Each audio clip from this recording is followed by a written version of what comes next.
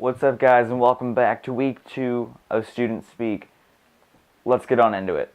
So, the first thing is first that I wanted to mention that I will be looking down sometimes because I do have some notes on my iPhone 5, just to give you guys a heads up. If I'm looking down, it is because I am making sure that I hit my 4 key points for this video. Alright, so the first thing that I wanted to bring up in this Student Speak update is the fact that I've done a new feature lately, and it turned out to be one of my best works, probably my best. We use a boom mic, 2 cameras, some light obviously we mean by like studio lights, and it was one of those really cool projects. And so over here, you can go check it out. I'll try to annotate it, hopefully, but yeah, you guys can see a preview over here of it. It was over the Twitter experiment. I know I mentioned it last week. I know I mentioned some things on Twitter last week, how my follower count is definitely going up. It's still going up, and you know, it's just ultimately one of those big things that I'm pushing. You know, my features. I just tweeted it out again, even though I posted it, I believe, Monday night. So go check that out, and hopefully you all enjoy. And actually make a media brand or business out of something. Take it seriously, like I want to respect as a respected adult. So we just use Twitter to kind of get out there and collaborate with other people, as well as put our videos out there to try to get more views. Alright, so my next key topic I wanted to bring up is this thing, the iPhone 5. Yes, I'm not going to go into the specs or anything like that. This isn't a huge tech video. This is updates. And why am I bringing up my iPhone 5? Well, it's my first smartphone. As you all recall, I had a Samsung Intensity 2, I believe.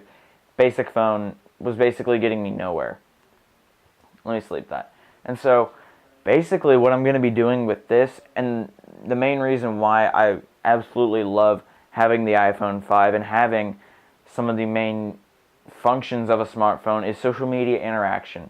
It's one of the big things that I'm pushing, especially with social media networks such as Foursquare and Twitter. I can tweet anywhere I want through the power of the smartphone, the application, and the 4G networks, which are absolutely awesome, really, really fast.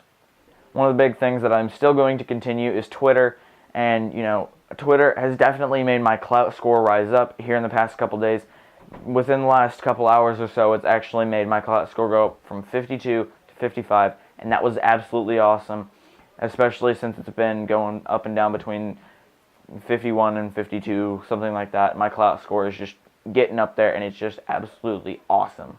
Alright, so my final 2 points that I want to bring up is Adobe Premiere Pro CS6 versus Final Cut and Photoshop, because I figure not wait till the end, just to keep it a secret. Okay, so what do I want to bring up with Final Cut and Premiere Pro CS6? I'll probably do a versus video on my tech channel. However, this is going to be my thoughts and, you know, just like motivational thoughts, sort of.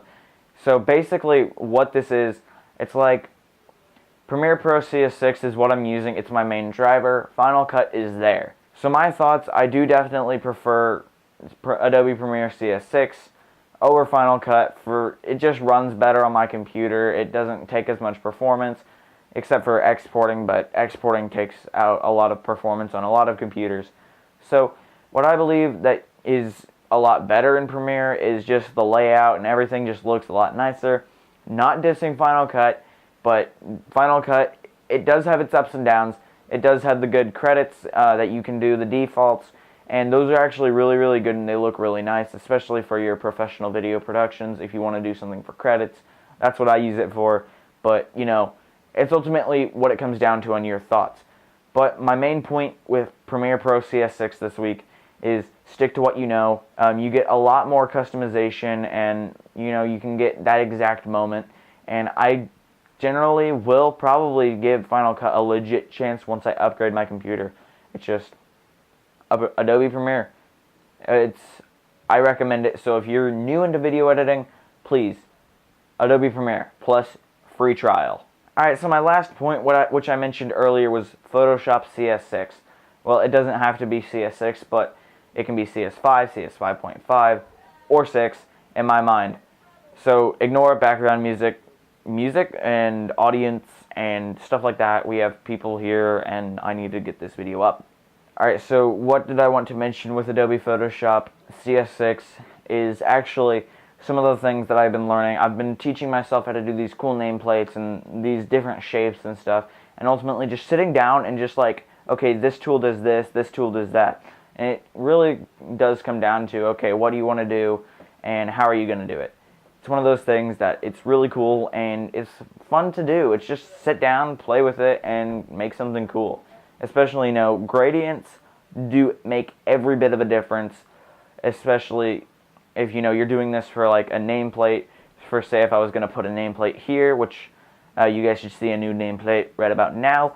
And so, yeah, that's something that I did in After Effects. That was actually a free template from freeaetemplates.com, something like that. It works in 5.5 and up. I believe that they have some that go even down to CS3.